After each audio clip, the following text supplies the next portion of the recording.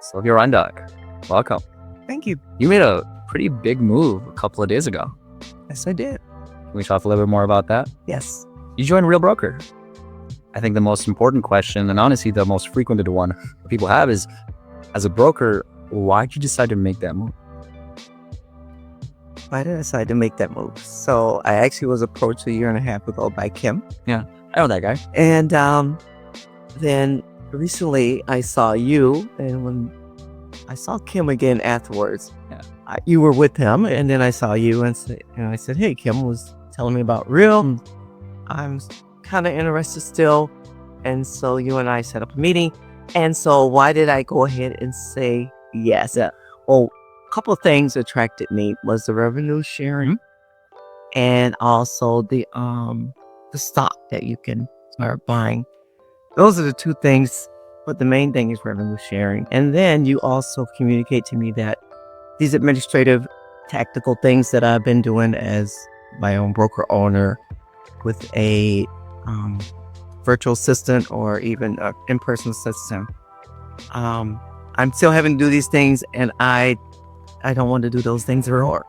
And so that was very appealing. You mentioned that you have the ability to offer, maybe not you offer, medical insurance. Yeah.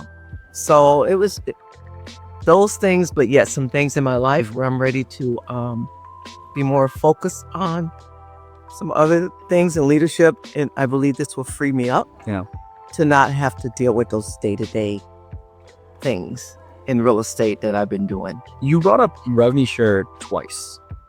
What about that was so appealing to you that you just said, hey, look, I'm ready to go in cahoots with these guys? So right now, as a broker owner of a boutique brokerage, sometimes I'm making money, sometimes I'm not. And with your model, it seems that at some point, I'll be able to always be making money versus having, it's like bipolar sometimes in real estate. It's like, well, you had a whole bunch of money, and then, I need that residual now in my life. That's where I need to be. And so that is very appealing to me right now. You're a pretty busy gal. You travel a lot. You have multiple business ventures, and you're the president of the Women's Council of Realtors as well right now, right? Yes. I know we talked a lot about you having all this on your plate and Real potentially being able to help you with that as well, to get some things off the table. What specific things was Real able to help that made you say, yeah, this is where I want to be? Well, mainly, I'm pretty sure the administrative tasks that eats up my time. Yeah, right. Doing a newsletter is just, and I'm so particular sometimes, so it's just like taking me way too long to do a newsletter. Or just, again, those things you go in to do, those administrative things, you think it's going to take 30 minutes and it takes like an hour. No. And I'm over that. And I want to be more focused on growing myself in other areas and even helping other realtors to grow in their business and their professionalism and their marketing. Yeah. So it sounds like Real has those opportunities right now, because you've talked about at some point maybe being able to mentor, to be an instructor. So it's just in the split is good. All right. So it just sounds like this is the right time for me. Yeah. And you guys came along at the right time to offer this. Yeah. And so I'm ready, and this is going to be good for me. This is going to be good for her. We speak a lot about faith. You're a woman of faith, and a lot of the decisions that you make are based on the faith that you have. And then you talked about this being the right time.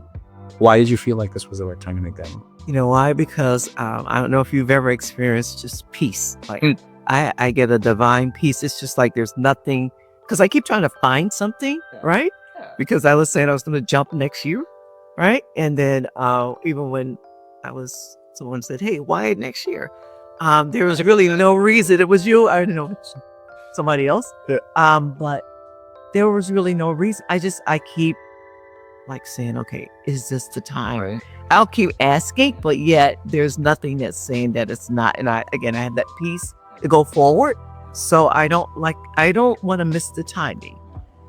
because I could still do it a year later or even next year, but Mm. I just believe the time is right. So I have that inner peace that says, you're going to be good. I'm going to be fine. Yeah. And it's going to work. I mean, I think the way that you do one thing is the way that you do everything, right? And then having decisions in which you can have peace with those decisions, they're powerful because you're not going to look back and say, did I make a move that I regret? You lived a very fulfilling life. You've had a lot of things and your story is amazing. Now we get to share that story, not just with people in Rochester, but also 30,000 other people. As someone that was in a broker situation, if someone's watching this and they're a broker themselves, what would you say to them for them to just start thinking about Rio or to start asking the questions? Ask me that question again. What would you say to another broker that's thinking to themselves, I don't want to lose my name, I don't want to lose my what I worked for? How would you talk to them and say, hey, look, Rio is the right option for you? Yes.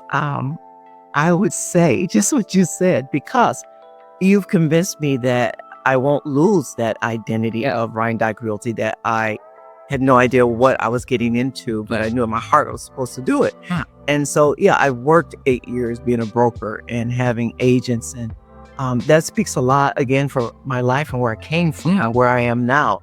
And so, yeah, I'm not ready to just give that up. And so I would say to another broker who was saying, well, I got my own brokerage, like I was saying, you're not going to lose that, because Rio is there to help you to go even farther than you've been able to go with your brokerage. That's what I believe. I'm going to be able to go farther, and I'm not giving up that name. We have to power by Rio. Hey, that's it. And I'm looking for it. I love that. Forward to it. I have my own office. Yeah. I'm looking forward to it. I love that, because I think a lot of people say, oh, it's going to be either the broker or Rio. And it's not the case. It's not or, it's and. And I think that verbiage is really important. Obviously, right now we're in Rochester, New York. Rochester, Rio, we're growing for sure, but we're not at that pace yet where someone will say, oh, I know what Rio is.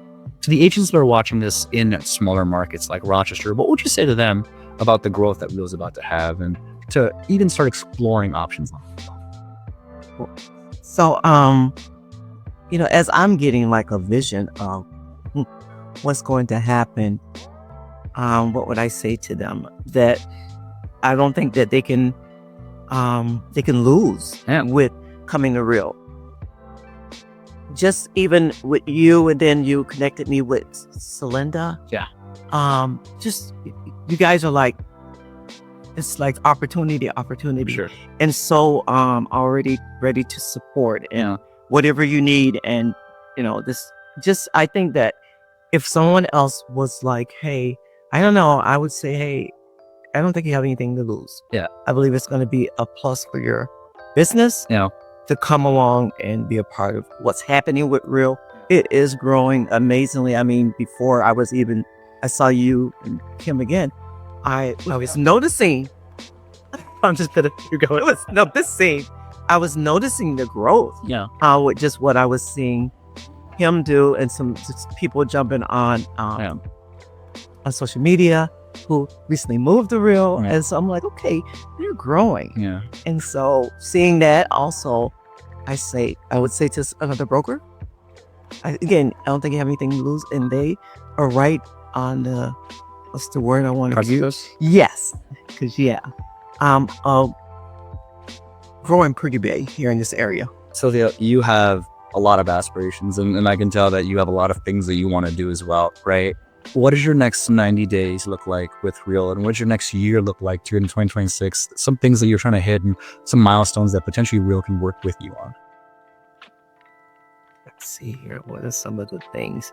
I would love to get into a place where I am mentoring agents. Sure. Get into a place where I can look at what that opportunity looks like, or how do I get into a place where I'm an instructor.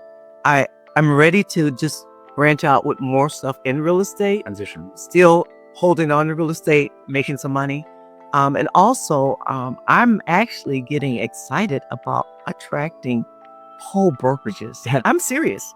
Like, I have people in my mind right now, like this thing, I believe, is going to work for me as a broker and have my own broker. So I'm like, hey, I bet if we can get them, so that's the next 90 days. I'm hoping to begin to even attract other real estate agents and other brokerages. Final thing, I posted a picture of you and I together to our team, and a lot of people were, whoa, that's Sylvia Reindock, she's coming to Real, whoa. So you're pretty famous as it is, right? Obviously, there's going to be a few agents that are watching this video. To those agents, you said there's nothing to lose. What does that mean specifically? Well, in this business, and for any of us in this business, if you do move and it doesn't work out, you can always go back, right? Yeah, that's the beauty of this business, and I've seen that over my career.